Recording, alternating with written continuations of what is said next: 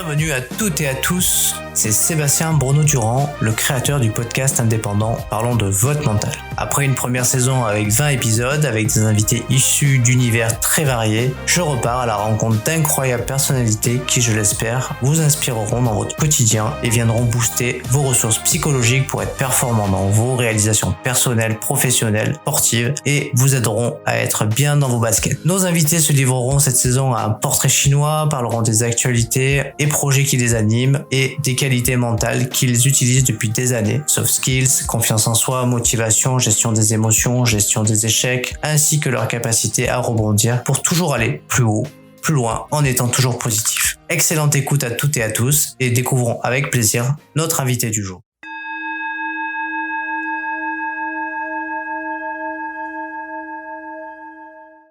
Bonjour à toutes et à tous. Je suis ravi ce matin du coup de lancer un nouvel épisode en compagnie de Mélanie Atlas. Bonjour Mélanie. Ah, désolé. Je suis désolé, j'ai mis ma sonnerie pour pas oublier un truc. Et... C'est pas grave, tu peux continuer. En plus, je viens de mettre mon téléphone sur silencieux. Alors... Bon, ben voilà, c'est les aléas du direct des podcasts. C'est bon, la piscine va pas déborder. Vas-y, désolé, on y retourne. Ah oui, bon, on peut tout garder, hein. Bonjour Mélanie. Il n'y a pas de problème. C'est ça, c'est Mélanie, voilà. On peut le garder, c'est marrant. Ouais. Alors Mélanie, voltige aérienne, est-ce que ça te parle? Eh bien, non, pas du tout. Oui, bien sûr, la voltige aérienne, c'est ma passion, c'est mon sport, c'est mon art. Et voilà, ça représente une bonne partie de ma vie aujourd'hui. Alors effectivement. Alors. Donc du coup, je sais pas pourquoi. C'est mon ordinateur maintenant. Ouais. Bon, j'espère que ça va pas le refaire. Bon, de toute façon, après le téléphone et l'ordi, maintenant il y a plus rien à part le facteur s'il sonne. Ouais. Du coup, je suis assez admiratif de ton palmarès. Je regardais ça là tout à l'heure. 6 fois championne de France de voltige aérienne dans différentes catégories. Des top 10 dans les championnats du monde et d'Europe de voltige. Tu étais la première femme à concourir pour le Red Bull Air Race en tant que pilote de Challenger Cup. C'est incroyable tout ça. Oui, c'est avant tout beaucoup de passion, de travail, de détermination. C'est voilà, après en tant qu'athlète, on a toujours envie d'aller plus haut, plus fort, et maintenant c'est le titre mondial que je vise, et je suis vraiment ravie du parcours jusqu'ici, parce que au-delà des résultats sur un tableau de score, j'ai vraiment évolué beaucoup, j'ai appris beaucoup au travers de mon sport, et surtout c'est une aventure incroyable avec des voyages dans le monde entier, notamment quand j'ai pu faire les courses d'avion Red Bull Air Race. Et là, c'était vraiment une histoire humaine formidable, puisque c'était des pilotes de tous les pays, des équipes. Il y avait une ambiance vraiment de fraternité. C'était voilà, puis des paysages extraordinaires comme Las Vegas, Abu Dhabi, la Russie. J'ai vraiment fait le tour du monde, et c'était une période vraiment au top. Et ça repart, donc je suis ravie de reprendre du service. Bon, c'est super si ça repart. Finalement, ça va ça remet. Quand tu parlais de fraternité, c'est vrai que on sort d'une période un peu difficile, et du coup pouvoir repartir sur ces activités, sur ces passions, ça fait du bien. C'est vrai. Pourvu que ça reparte bien cette fois-ci. On va croiser les doigts. Alors dans cette saison 2 du podcast, j'ai pour habitude de faire un petit portrait chinois en quelques questions de mon invité. Est-ce que tu serais d'accord pour te prêter à ce petit jeu? Bien sûr. Alors c'est très simple, hein, je te pose une question, tu y réponds et tu justifies ta réponse. D'accord. Alors si tu étais une couleur, tu choisirais laquelle et pourquoi? Bleu, parce que ça me fait penser au ciel. Si tu devais choisir un livre, lequel choisirais-tu? Je choisirais le livre de ma vie, parce que je peux l'écrire moi-même. Ah, il y a peut-être une info peut-être? Il y a une info, tu vas nous écrire un petit livre, un de ces quatre? Ah c'est un projet, mais j'ai pas encore trop trouvé le temps de le faire, mais c'était un petit peu imagé. Quand je disais le livre de ma vie, c'est voilà, le livre de ma vie, les aventures, etc. Mais pourquoi pas le mettre un jour sur papier? Bah ouais, ça serait super. Allez, je te lance au défi. T'as 5 ans pour le faire. Ouais.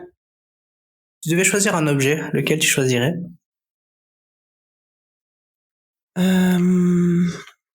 Je choisirais. Qu'est-ce que je choisirais? Une pierre porte-bonheur. Toujours l'avoir avec moi et qu'elle m'amène vers le bonheur. Bon. Est-ce que t'en as une? Oui. Si tu devais choisir une innovation,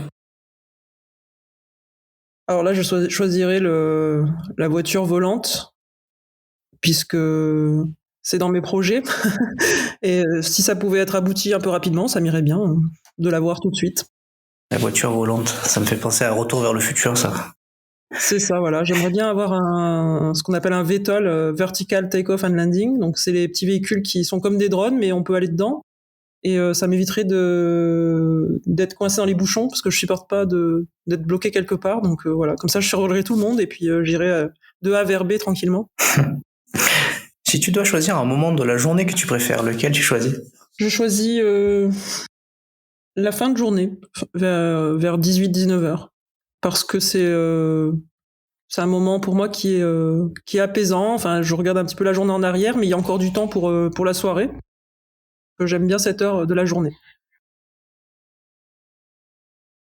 Si tu étais un art, tu serais lequel? Je serais la voltige aérienne, certainement. Bah oui, c'est de l'art en plus. C'est de l'art. Il y a le freestyle. Alors, on a la voltige aérienne qui est très cadrée, très procédurière. Là, c'est vraiment des figures définies. Et après, on a la discipline qui s'appelle le freestyle. Souvent, j'aime bien dire que je fais des figures éphémères dans le ciel pour laisser des traces indélébiles dans le cœur des gens qui les regardent. Donc, il y a un petit côté artistique dans. Moi, je dirais que c'est un art, de toute façon, avec le côté musical, le fumigène. On peut vraiment dessiner dans le ciel un tableau éphémère. Ouais, ça me fait penser un peu aussi à Grégory Crosier là, qui fait ses figures dans le C'est ça, ciel. voilà, c'est le même principe, hein, ouais. Toujours innover, trouver des nouvelles figures, faire des choses qui créent des émotions. C'est un vrai art, ouais, effectivement. Tout comme Grégory. Si tu devais choisir une qualité qui te caractérise, ça serait laquelle? Alors, c'est la gentillesse. C'est la gentillesse parce que j'ai toujours eu ça en moi et j'ai jamais pu être autre chose que gentil.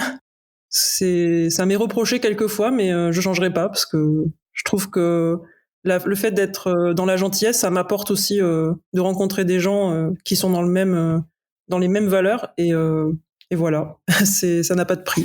C'est vrai, t'as raison. Ça sert à rien d'être méchant. Non. Si tu devais choisir un fait historique qui t'a marqué. Alors, le jour où j'ai pris la décision de quitter mon emploi de pilote de ligne chez Air France pour vivre la vie entrepreneuriale à plein temps, et ça a été un choix extrêmement difficile parce que j'adorais les deux en fait, hein. Mais j'ai décidé de quitter la raison pour vivre ma passion à fond. Et bon, j'en suis ravi. 3 ans plus tard, j'en suis toujours ravi. Même s'il y a eu le Covid au milieu qui nous a embêtés, ça va quand même. Ouais, effectivement. Si tu devais choisir un mot te caractérise également comme tout à l'heure. Je dirais persévérance, certainement, parce que je vais jamais lâcher jusqu'à obtenir le résultat que je veux obtenir. Donc je suis très persévérante. Ouais. Allez, une petite dernière pour clôturer ce portrait chinois. Si tu devais choisir une saison de l'année, tu choisirais laquelle? Alors je choisirais sans hésiter l'été, parce que j'adore la chaleur. le soleil, voilà, tout ce qui est en lien avec l'été, l'ambiance de l'été, la durée du jour, le fait que les journées soient très longues, puisque j'ai une activité qui est extérieure et ça me permet d'en profiter au maximum sans stress, contrairement à l'hiver où les journées sont très très courtes. C'est vrai. J'en ai encore une petite dernière. Si tu devais choisir un modèle d'avion, lequel tu choisis? Alors je choisirais certainement un Extra 330 parce que c'est le meilleur avion pour moi. C'est le mien en fait. Ok, un Extra 330. Ça ressemble, c'est un avion de voltige, c'est ça? C'est un avion de voltige, ouais. C'est un avion de voltige avec lequel je fais les compétitions. Parce que j'ai pu avoir la chance de tester un Rafale. C'est génial, mais c'est vrai que l'Extra est un peu moins cher à l'heure de vol, même si ça coûte très cher, mais ça permet d'en faire un peu plus et voilà. Et c'est un petit karting, comme on dit. Par curiosité, tu parles du coût de l'heure de vol, c'est combien pour voler 1 heure? Alors moi, j'ai un avion que j'ai financé, donc c'est un petit peu dur à déterminer parce que ça va vraiment dépendre du nombre d'heures de vol qu'on fait, le prix réel de l'heure. Mais dans les clubs en location, en général, un appareil du type Extra, c'est dans les 600 € de l'heure. Ah ouais. 650. Ouais, c'est un budget. Hein. C'est un budget. Les vols font 15 à 20 minutes, donc c'est dans les 200 € le vol. Voilà. Ah ouais, c'est pas mal. J'ai vu que tu avais 4200 heures de vol à ton actif. Oui, c'est ça. Tout à fait. Dans pas mal de machines différentes. Oui, j'ai des heures de vol. Je suis une femme expérimentée. Du coup, il faut multiplier par le coût. Non. Bah après, j'ai pas mal d'heures de vol où j'ai été payé pour. Chez Air France. Chez Air France. Chez Air France, je suis pas resté longtemps. Hein, je suis resté un peu moins d'1 an. Après, j'ai fait 6 ans d'instruction à l'École nationale de l'aviation civile. Donc là, mon rôle, c'était de faire de l'instruction, d'apprendre aux gens à devenir pilotes. Donc ils arrivaient, ils avaient jamais fait d'avion, ils repartaient, ils étaient pilotes professionnels. Et après, ils partaient en compagnie pour continuer leur formation, parce qu'on n'a pas fini de se former en aviation. Et avant ça, j'ai fait de l'instruction dans plusieurs clubs, du remorquage de planeurs aussi, et puis d'autres missions diverses et variées pour faire toutes ces heures de vol. Ce n'est pas de la voltige, que je serais vraiment pas dans le même état si j'avais fait 4000 heures de voltige, parce que c'est quand même assez physique. Ah ouais, tu m'étonnes, j'ai vu que tu avais toute une équipe autour de toi qui prenait soin de toi pour tes performances. Sur ton site internet. Oui, c'est important de se focaliser sur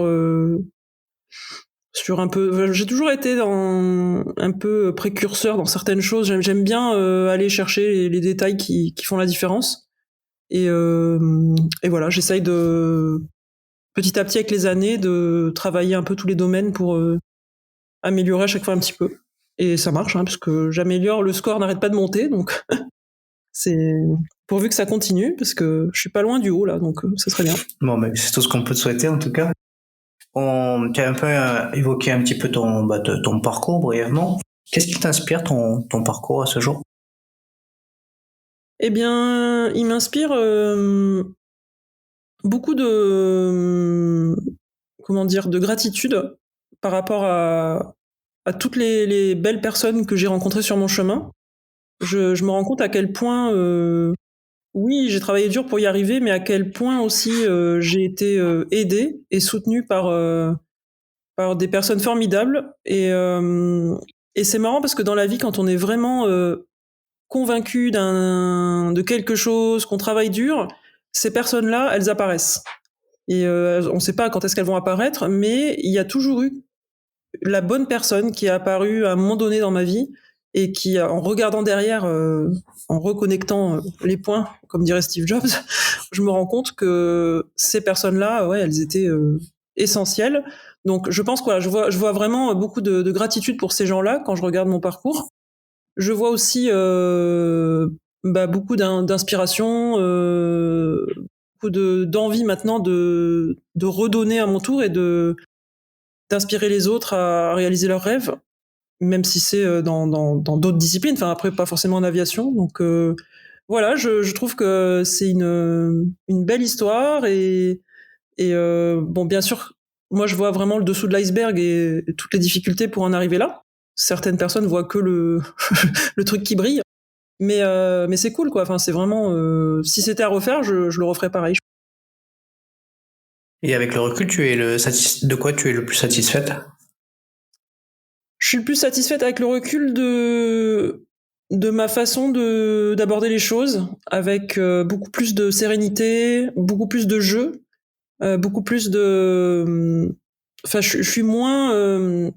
Je vais dire, en fait, c'est une vraie histoire de développement personnel d'une personne, parce que finalement, je suis partie d'une jeune femme extrêmement timide, mal dans sa peau, pas sûre d'elle, et j'ai développé un tas de qualités, on va dire, qui font qu'aujourd'hui, je suis toujours la même personne, mais je me suis vraiment détachée de tout ça. Aujourd'hui, je fais ce que je sens, je fais ce que mon intuition me dit de faire. J'écoute l'avis des autres, je le prends en compte, mais je le suis pas tout le temps. Je suis moi-même et je me rends compte que en étant juste moi-même, je suis une très belle personne et je rencontre des très belles personnes en même temps. Donc voilà, je dirais que c'est important de vraiment. Je pense qu'il faut prendre ces trois valeurs principales et moi, une des valeurs, je disais tout à l'heure, c'est la gentillesse. Une autre valeur, c'est aussi l'indépendance. J'ai toujours aimé être indépendante. J'aime être avec les autres, mais j'aime quand même aussi mon indépendance. Et le dépassement de soi, c'est aussi important. Donc là, je suis dans tout ça et j'arrête de vouloir plaire à tout le monde parce qu'on peut pas plaire à tout le monde. Voilà. Donc c'est ça vraiment qui a été la grosse progression, je dirais, grâce à ma carrière. Bon, bah justement, tu parles de dépassement de soi. On va parler un petit peu plus de la thématique du podcast, c'est-à-dire le mental. Si tu devais définir ce mot, tu le définirais comment, toi? Eh bien, je définirais le dépassement de soi comme le désir de progresser chaque jour pour, euh, pour devenir une meilleure version de soi-même. Alors, progresser, ça peut être aussi échouer, dans le sens où on progresse à partir du moment où on prend des risques, on se dépasse, on fait des choses nouvelles. Voilà, donc je pense que pour moi, le dépassement de soi, c'est chaque jour se lever, se remettre en question, se dire qu'est-ce que je peux faire pour m'élever, pour progresser, voilà, parce que je pense que les êtres humains, en fait, on est aussi on est là pour progresser durant notre vie. Ça se fait sur du long terme, hein, parce qu'on peut pas progresser en 5 ans. Mais voilà, je pense que le dépassement de soi, c'est vraiment tous les jours se dire qu'est-ce que je peux faire aujourd'hui alors, pour être une meilleure personne, mais pour aussi les autres. C'est-à-dire que si moi je deviens plus heureuse, je vais forcément pouvoir plus donner aux autres. Donc tout va s'enchevêtrer et devenir plus puissant. Donc voilà, pour ma définition du dépassement de soi, à peu près. Ok. Et si tu devais définir le mot mental, tu lui donnerais quelle définition, toi?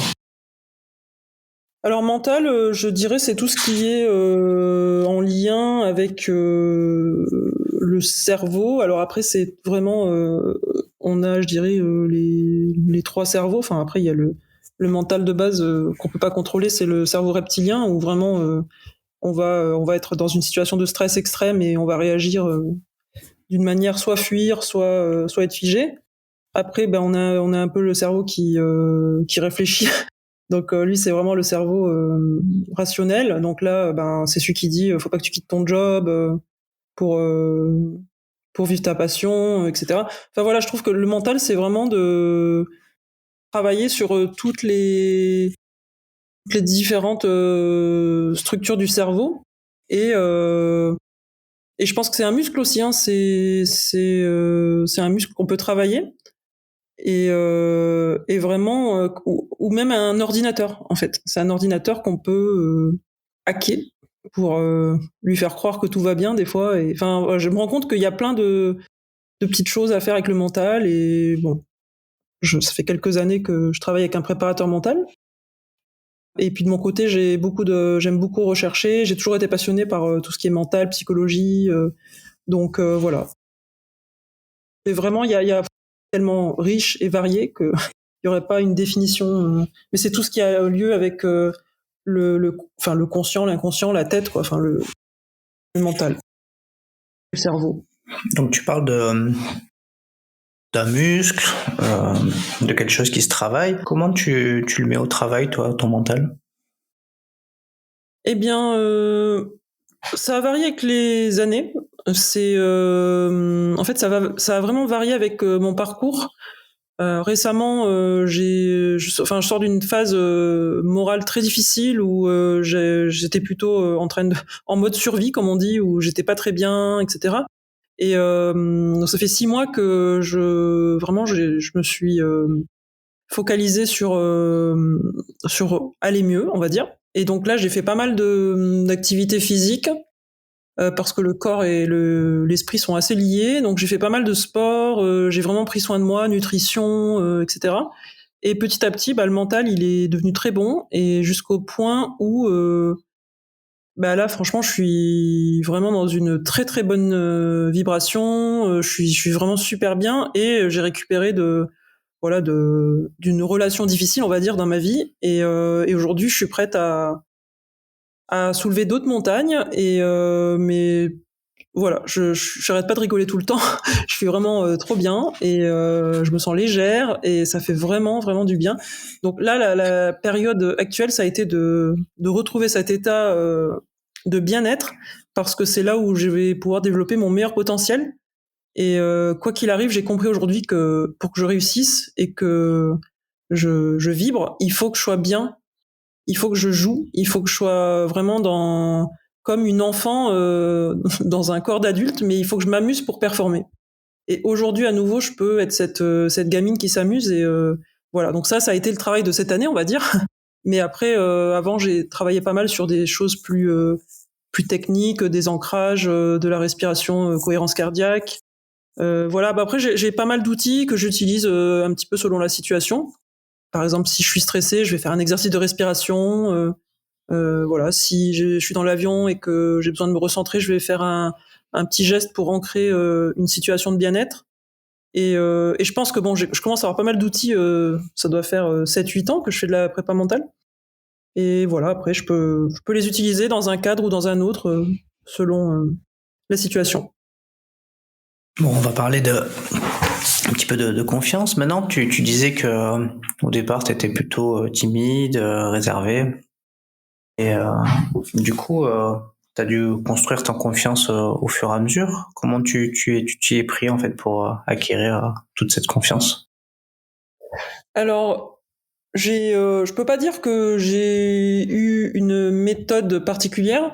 Ce que je sais, c'est qu'à un moment donné, j'avais pas du tout de moyens de faire cette activité qui est la voltige aérienne. J'avais pas du tout l'argent pour me payer des heures de vol.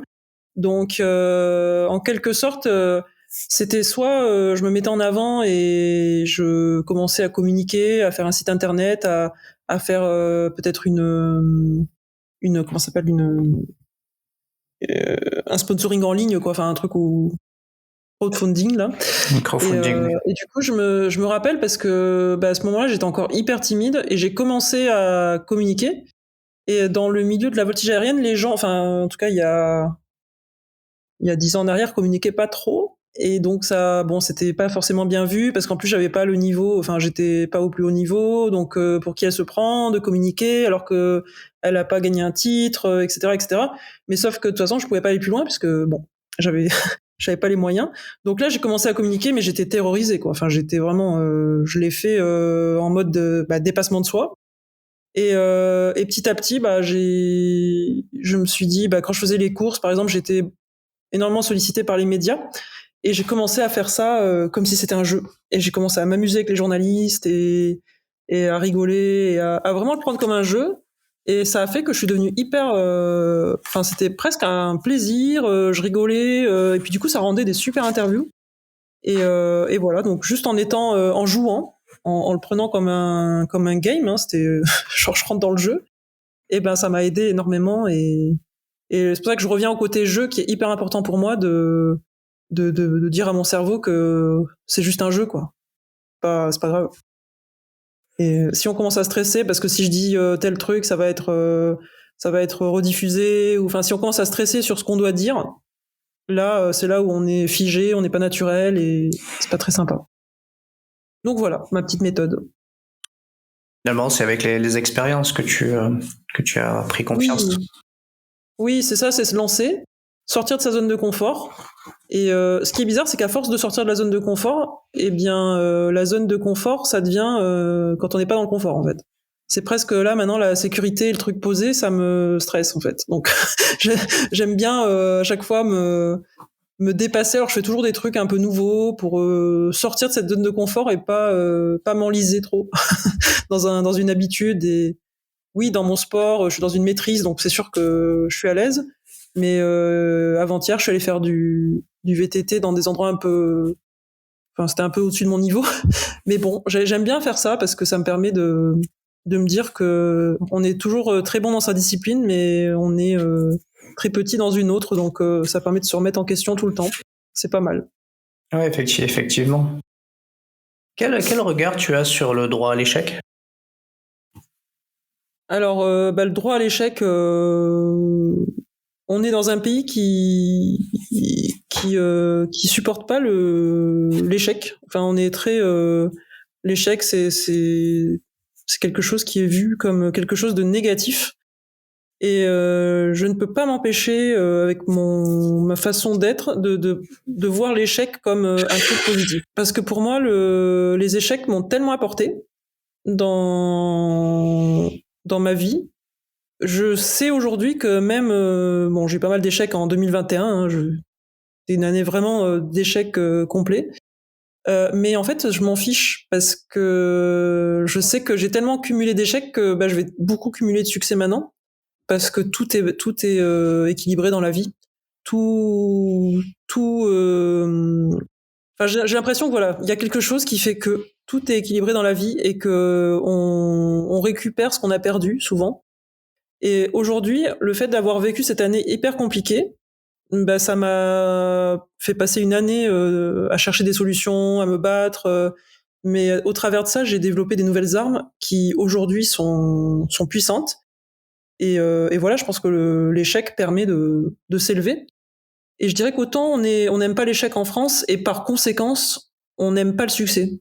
Ça va avec. Donc on a tendance en France à être vite jaloux.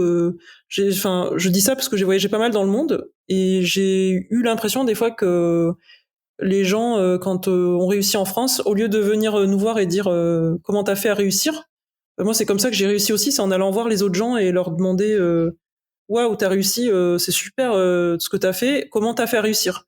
Et juste d'aller voir des gens brillants qui ont réussi et leur demander comment ils ont fait, et ben ils sont hyper généreux en général et ils donnent les tuyaux pour réussir. Donc il n'y a pas ce déclic en France. Je trouve que les gens devraient plus aller voir les personnes qui ont réussi et leur demander comment ils ont fait. Enfin, mais ça n'arrive pas souvent en fait, je trouve. Tu veux dire qu'en France, il y a plus de compétitivité, de rivalité les uns avec les autres et qu'on partage pas ses secrets? Oui, c'est ça, ouais. Je pense qu'on est élevé comme ça aussi, hein. C'est certainement la façon, enfin c'est dans nos habitudes, hein, donc c'est pas quelque chose qu'on peut enlever facilement. Mais je pense, ouais, qu'il y a un petit peu une gêne. Enfin, je côtoie des gens qui ont du succès, donc je vois ça au travers de leurs réactions.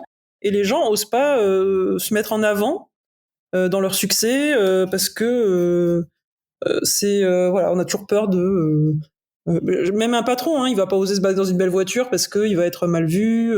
C'est voilà, c'est pas un sujet très évident. On parle pas facilement de salaire en France. Il y a des sujets qui sont un peu tabous. Donc oui, après c'est comme ça. Hein, je veux dire, quand on voyage un petit peu, on se rend compte que dans d'autres pays, ils ont d'autres mentalités et c'est pas mieux ni moins bien. En fait, c'est juste différent. Mais en France, je trouve que la réussite est assez comment dire, on est mal à l'aise face à la réussite, mais du coup face à l'échec aussi. Donc ces choses-là, on les aime pas bien.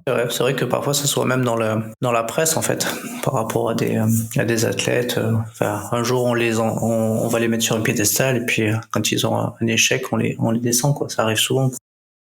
C'est triste, ouais. C'est triste parce que je le vois, comme je dis, à travers d'autres athlètes. Et ouais, on pointe, voilà, j'ai trouvé le truc. On pointe souvent les points négatifs et je trouve qu'on pointe pas assez les choses positives. quand quelqu'un fait une erreur, on va pointer son erreur, mais on va pas pointer toutes les bonnes choses qu'il a fait. Donc, et ça, on est très critique dans les erreurs, mais on n'est pas très renforcement dans les bonnes choses. C'est pas inné, et presque on va se moquer des Américains qui sont là, oh it's wonderful, mais en même temps c'est con, mais d'être dans le monde des bisounours, des fois ça permet au moins, quand on dit un truc négatif, de mieux l'accepter, quoi. Donc un petit peu de positivité, des fois, c'est que de dire tout ce qui va pas, c'est quand même pas mal. Du coup, tu as une double nationalité. Du coup, est-ce que tu vois une différence entre les anglo-saxons et les français? Oui, il y a une grosse différence. Il y a une grosse différence. Il y a déjà sur cette partie-là dont on parlait, hein, le succès, échec, tout ça. Après, c'est alors anglo-saxon. L'Angleterre. Qu'est-ce que je peux dire sur l'Angleterre? Après, je vis pas en Angleterre non plus, hein, donc je suis pas forcément à même de répondre. Mais je trouve que les gens sont très ouverts, acceptent bien l'humour, ils sont moins fiers d'eux en quelque sorte. On peut plus se taquiner. En France, on sait jamais trop, parce que moi la première, hein, des fois on se taquine, mais on est vite susceptible. Voilà, là, bon, dans d'autres pays, ils sont un peu plus peut-être un peu plus relax. Ils sont moins centrés sur eux-mêmes ou sur ce qu'on va dire sur eux. Voilà, c'est moins grave. Mais après voilà, c'est vraiment ce côté-là, je pense, qui va changer, c'est succès, échec. Après, franchement, les Américains qui sont tout le temps, how you doing, machin, alors qu'ils s'en fichent. Bon, parce que c'est un peu, il y a un petit côté faux cul aussi des fois quand on demande how you doing et la personne s'en va, quoi. Enfin, ils demandent pas vraiment si je vais bien. Donc c'est une formule de politesse. Oui, voilà, c'est ça. Il y a un côté superficiel que j'aime moyennement aussi, dans le sens où moi, je suis assez pour quand je demande à quelqu'un comment il va, je le regarde dans les yeux et je m'intéresse vraiment à comment il va, quoi. Enfin, sinon je lui demande pas. Donc voilà. C'est Après, en France, on est quand même plutôt pas mal. On a un beau pays, on mange bien, on boit bien, franchement, on a des belles choses, des belles personnes, et puis on est très poétique, très, enfin, je veux dire, moi j'aime beaucoup aussi le côté un peu explosif français, qui n'est pas pourtant encore comme les Espagnols, les Italiens, mais on est un petit peu plus vivant aussi, hein, un peu plus expressif, on va dire. Alors, on va parler un petit peu de ta motivation. Est-ce que tu as une méthode que tu t'appliques pour rester motivé au quotidien, rester motivé sur les objectifs que tu souhaites atteindre? Alors, la méthode que j'utilise depuis quelques mois, c'est vraiment de faire quelque chose. Enfin, par exemple, au niveau physique, j'ai un programme que je suis, mais je me mets en mode, je me déconnecte en fait, parce que quand je commence à me dire, ah oui, mais là j'ai pas le temps, ah oui, mais là il fait froid, ah oui, machin. Donc j'ai vraiment ce petit moment où je dis bon allez, c'est l'heure d'y aller, mais je suis en no brain, j'y vais, je réfléchis pas, même des fois j'y vais un peu à l'arrache, et je sais aujourd'hui que le plus dur c'est de démarrer. Donc parce qu'on est tous pareils, hein, il y a des moments où on est à fond, on est motivé, et puis il y a des moments où on n'a pas envie, enfin vraiment pas. Et encore hier, je voulais courir et j'avais pas envie, mais j'ai dit allez, j'y vais, et je fais 10 minutes, et en fait après je suis partie courir 1h15. Donc en gros c'est juste de démarrer et de pas laisser le temps au cerveau de trouver tout un tas d'excuses qui vont faire que ça va pas se faire.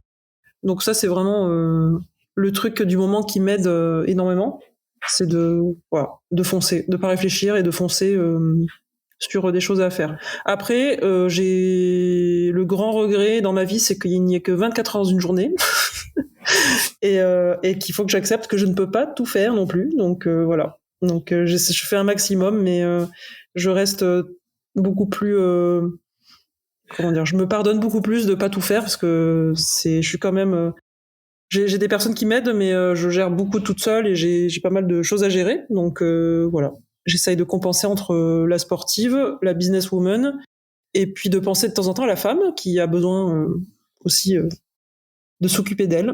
Donc voilà, bien occupée. Bah ouais, je vois ça, je vois ça. Est-ce que selon toi, il faut un plan pour réussir? Eh bien, il paraît qu'il en faut un. Il y a des gens qui disent ça. Il y a mon préparateur mental qui a laissé tomber l'idée parce que bon. Non, moi j'ai pas de plan sur un papier. Après, je dis ça, mais dans ma tête, je sais exactement où je vais tout le temps. Je le sais, c'est quelque part ancré. Après, je pourrais pas. Alors, je suis pas structurée dans ma tête. Je suis voilà, je pars un peu dans tous les sens. Mais aujourd'hui, je sais que je suis câblée comme ça. Et j'ai un truc marrant que je dis des fois, c'est j'ai pas de plan parce qu'au moins le fait qu'il y ait pas de plan, le plan peut pas échouer. Effectivement. Ça, c'est voilà, comme ça au moins on est réglé là-dessus. Mais non, je sais à peu près. J'ai un plan de vie en tête. Après, j'ai pas de plan particulier. Je suis, par exemple, au niveau sportif, je fais un truc tous les jours. Je sais que je fais pas mal de cardio basse intensité. Après, je rajoute quelques séances un peu intensives. Mais ça se trouve, il y a une semaine, ça va être de la boxe, du crossfit. La semaine d'après, ça va être un fractionné sur un tapis de course. Voilà, j'essaie juste de garder à peu près une logique. Et puis après, dans les vols, par contre, là, j'ai vraiment un plan parce que on travaille avec des plans. Quand on décolle, on a vraiment un plan à suivre. Donc là, il faut les préparer à l'avance. C'est beaucoup de travail de préparation. Donc là, par contre, dès que je suis dans un avion, je suis hyper cadré, hyper planifié. Et mon vol est calculé. Je sais que chaque figure, je dois les placer à tel endroit. Enfin, tout est vraiment calculé, quoi. Est-ce qu'il t'arrive de ressentir de la pression ou du stress avant des grands événements, tes compétitions, enfin, des vols ou faire autre chose, quoi? Ah bah oui, oui, oui, carrément, carrément. Il y a plusieurs univers. Quand je ressens de la pression quand je suis en compétition et je ressens de la pression quand je vais faire une conférence devant beaucoup de gens. Enfin, qu'il y ait 10 personnes ou 1000, ça change rien en fait. J'ai cette petit stress. Mais cela dit, c'est de mieux en mieux à force de le faire.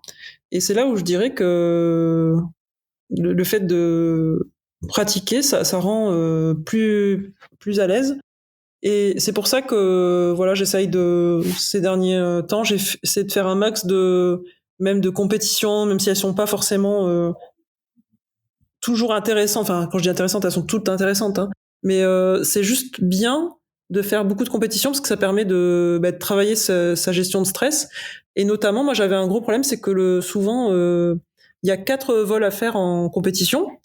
Et entre le premier et le quatrième, ça faisait comme un escalier au niveau de mes notations. Donc plus je faisais des vols et plus j'étais à l'aise et plus les vols étaient difficiles en plus et plus j'étais à l'aise.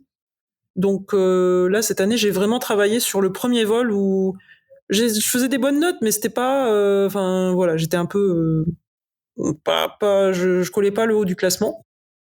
Et là vraiment, j'ai trouvé voilà comment gérer un peu mieux cette lancée dans l'arène. Donc Donc voilà, donc je pense qu'au fur et à mesure, ça s'améliore. Et c'est vraiment, pour rejoindre la méthode que j'utilise, c'est vraiment de dédramatiser l'échec, de lâcher prise. Et en gros, avant mon vol, j'ai vraiment étudié toutes les bonnes choses qui m'arriveraient si je rate mon vol. Donc du coup, je sais que de rater mon vol, c'est cool. Et donc rien que ça, je sais que c'est bizarre tout ce que je dis là parce que ça fait un peu, bah non, c'est pas cool de rater son vol, mais il y a vraiment, si on se pose, il y a des choses cool qui peuvent arriver dans l'échec. Et j'avais fait une liste avant de voler en me disant toutes les bonnes choses qui m'arriveraient si je rate mon vol. Et finalement, bien évidemment, si on réussit son vol, c'est cool aussi. Donc toute la pression retombe et là on se lance et on est libéré. Et du coup, je vole avec mon musculaire comme si j'étais à l'entraînement et je vole à mon niveau. Et ça, c'est magique.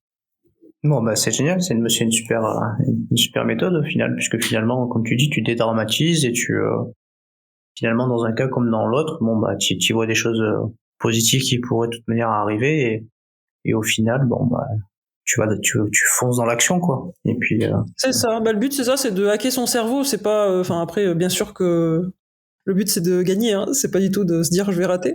mais ça permet de hacker son cerveau et au moins de voler à son niveau. Parce qu'après, le niveau, il est tel qu'il est, mais je peux pas dire que j'ai pas volé à mon niveau à cause du mental. Et aujourd'hui, je peux dire, il me reste un demi-point pour arriver aux meilleurs, les meilleurs hommes. Et je sais aujourd'hui où je suis placé parce que j'ai vraiment volé à mon niveau. Et donc ça, c'est cool. Du coup, t'évolues dans un monde où il y a quand même beaucoup d'hommes, je suppose. Il y en a pas mal. Est-ce que t'as dû t'affranchir du regard masculin dans ce monde un peu plus, comment dire, un peu plus masculin, j'ai envie de dire, parce que je connais très peu de femmes en voltige. Oui, après c'est un vaste sujet parce que c'est un sujet que j'ai pas mal étudié parce qu'on m'a souvent posé la question. Du coup, pour moi, il y a on pourrait se dire on est dans un siège, on pourrait pas vraiment dire qu'il y a une différence physique. Alors après c'est très l'air de rien, c'est très lourd, c'est très cardio, moi j'essaye de développer un style explosif et puissant, on va dire, parce que souvent les meilleurs hommes sont très explosifs et très impressionnants dans leur style. Donc c'est vrai que quand je dis que je fais de la boxe, du crossfit, des trucs comme ça, c'est vraiment pour développer cette explosivité. Que mon vol ressemble à celui d'un homme. Alors c'est bizarre à dire, mais c'est vrai qu'on préfère le style explosif que couler. Alors si certains voltigeurs m'entendent, ils vont dire mais non, pas du tout, machin. Mais c'est juste une impression, que j'ai. Après voilà la différence. Alors je discutais avec une amie moi j'ai 39 ans aujourd'hui et je discutais avec une amie qui a la quarantaine aussi. On partage un petit peu elle est un peu comme moi, elle est très active et elle fait beaucoup de choses. Et en fait, on est un petit peu torturé parce que on aimerait parfois peut-être avoir une vie de famille, mais c'est une carrière tellement. En plus là, avec le Covid, ça fait perdre un peu des années, on va dire. Mais il y a cette pression de se dire, on peut pas avoir un enfant pendant notre carrière parce que le fait d'avoir un enfant, ça va me faire perdre un an et demi. Et à ce niveau-là, d'arrêter aussi longtemps. Donc ouais, c'est vrai que cette question-là, moi j'ai des amis qui étaient dans la course qui me disent je vais avoir un enfant la semaine prochaine ou ma femme va accoucher. Je me disais dans l'autre sens je pourrais pas avoir un enfant. Donc après il y a des sacrifices qui sont difficiles des fois. Donc ça c'est sûr que ouais, c'est peut-être le côté le plus compliqué et je le remettrai aussi sur les femmes chefs d'entreprise. Pourquoi il y a si peu de femmes qui dirigent des entreprises du CAC 40 ou parce que là on note qu'il y en a une ou deux où on en fait une exception, mais une entreprise, on peut pas dire que ce soit physique à gérer, mais je pense que c'est comme un sport de haut niveau de gérer une entreprise et de réussir une carrière en tant que chef d'entreprise. Donc les femmes que je connais qui sont qui sont à la tête de grosses sociétés, souvent elles n'ont pas d'enfants. C'est compliqué, voilà. Ou alors elles ont trouvé quelqu'un qui s'en occupe, mais en général elles en ont pas. Ouais, voilà pour ma petite. C'est un juste équilibre à trouver oui. Pour pouvoir arriver. C'est des choix. Après, après le choix il est obligé de se faire. Je peux pas dire j'attendrai plus tard.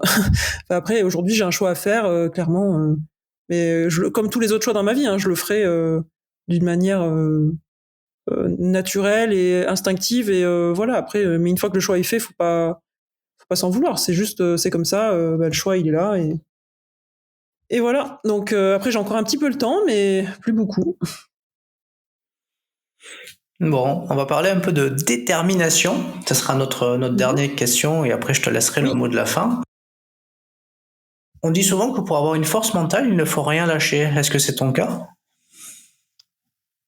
Non, je pense que justement le lâcher prise est une belle force mentale aussi. Je pense qu'il faut savoir alterner entre ne rien lâcher et au moment où il y a parfois un moment où, et ça pas mal de sportifs l'ont vu dans le premier confinement, c'est-à-dire qu'ils se sont moins entraînés et en reprenant ça a été plus facile. C'est qu'à un moment donné, c'est bien aussi de lâcher prise et de s'amuser un peu, de peut-être moins s'entraîner. Donc je pense que voilà, c'est pas et c'est là où c'est difficile dans nos têtes parce que quand on est des performeurs, on va dire, on a du mal à se dire oh là là, aujourd'hui j'ai pas fait mon activité, oh là là, aujourd'hui j'ai pas fait ci, j'ai pas fait ça. Et en fait, faut arriver aussi à lâcher complètement pour mieux repartir derrière. Et de mon expérience, à chaque fois que j'ai fait ça, ça a été plutôt bénéfique. Donc je dirais c'est la détermination, c'est trouver le juste milieu entre en gros, faut pas que la persévérance devienne de l'obstination. Voilà, c'est ça. Il faut persévérer, mais il faut être méfiant de pas virer à l'obstination où on serait un peu comme si on court sur un tapis, on a l'impression de courir mais on n'avance pas du tout. Donc voilà, faut trouver un juste équilibre. Alors on est arrivé au bout de l'épisode. Est-ce que tu aurais un mot de la fin pour venir conclure l'épisode du jour? Oui, j'aurais un petit conseil à donner à tous les auditeurs. C'est une phrase que j'aime bien. Alors elle m'a été donnée par une personne aux États-Unis qui m'a dépanné parce que le taxi était parti, il m'a amené dans son véhicule et là il m'a sorti une phrase. Il m'a dit avant de demander, la réponse c'est toujours non. Et en fait, je suis parti, j'avais passé un examen, je suis parti, j'ai pas fait gaffe, j'ai réfléchi à la phrase, mais sans plus. Avant de demander, la réponse, c'est toujours non. Et sur le coup, et après, j'ai compris, et j'ai dit, mais oui, c'est sûr que souvent, on n'ose pas demander aux gens. Je sais pas, quelqu'un veut demander une augmentation à son patron, il n'ose pas demander. Mais en fait, si on demande pas, c'est non, de toute façon. Donc, quel est le risque de demander? Au pire, on revient au point de départ. Donc, moi, je dirais, faut pas hésiter. Par exemple, pour les recherches de sponsors, au début, j'osais pas. Mais l'avantage, c'est que une fois qu'on a demandé, au pire des cas, on a un oui.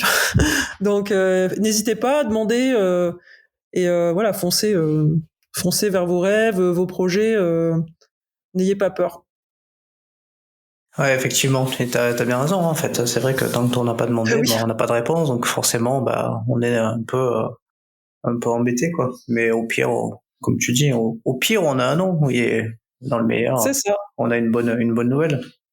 En tout cas, voilà. Merci beaucoup, Mélanie, pour le temps que tu m'as accordé pour ce podcast, et puis je mettrai tous les liens pour que les auditeurs aillent te découvrir, notamment à travers ton site internet et tes réseaux sociaux. Merci beaucoup. Super, écoute, merci beaucoup Sébastien, et puis au plaisir, bonne journée. Merci beaucoup. Au revoir. C'était Mélanie Atlas, championne de voltige aérienne, pour cet épisode du podcast Parlons de votre mental. J'espère que cet épisode vous aura inspiré, que les tips de Mélanie vous seront utiles. Si c'est le cas, envoyez-moi un max de force, parlez-en sur les réseaux sociaux, repartagez, je vous repartagerai aussi également en retour. Je vous dis à très vite pour un nouvel épisode de Parlons de votre mental. Bye bye.